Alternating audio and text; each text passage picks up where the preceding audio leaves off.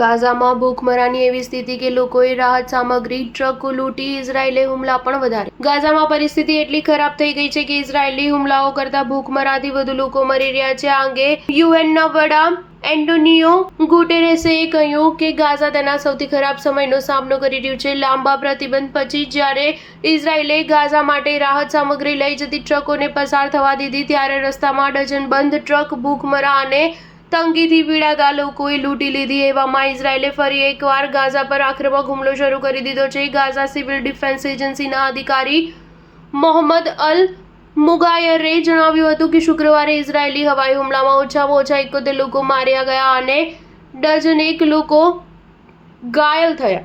આ ઉપરાંત ઘણા લોકો હજુ પણ ગુમ છે. આ અંગે યુએન ચીફ એન્ટોનિયો ગુટેરેસે કહ્યું કે ઇઝરાયેલે રાહત સામગ્રી બંધ ન કરવી જોઈએ. આ ક્રૂરતાની એક હદ છે જેનો સામનો હાલ ગાઝાના લોકો કરી રહ્યા છે. તાજેતરમાં ઇઝરાયેલે 400 ટ્રકોને મંજૂરી આપી હતી, જો કે તેમાંથી માત્ર 115 જ ગાઝા પહોંચ્યા. હાલ ઇઝરાયેલે ગાઝામાં નરસંહાર તીવ્ર બનાવ્યો છે અને મોટા પાયે વિનાશ કર્યું.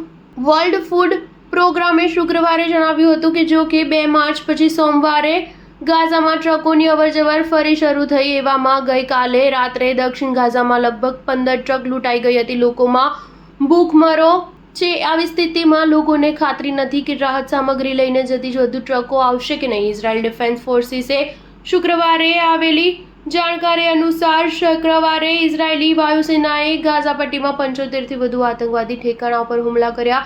ઇઝરાયેલ ડિફેન્સ ફોર્સિસે શુક્રવારે આ અંગે જાણકારી આપી હતી. આ હુમલાઓમાં આતંકવાદીઓ રોકેટ લોન્ચર્સ, લશ્કરી સંકુલ, શસ્ત્રો સંગ્રહ સુવિધા અને અન્ય લશ્કરી માળખાને નિશાન બનાવવામાં આવ્યા હતા. સ્ટાર ન્યૂઝ 7 હંમેશા સચ્ચાઈની સાથે.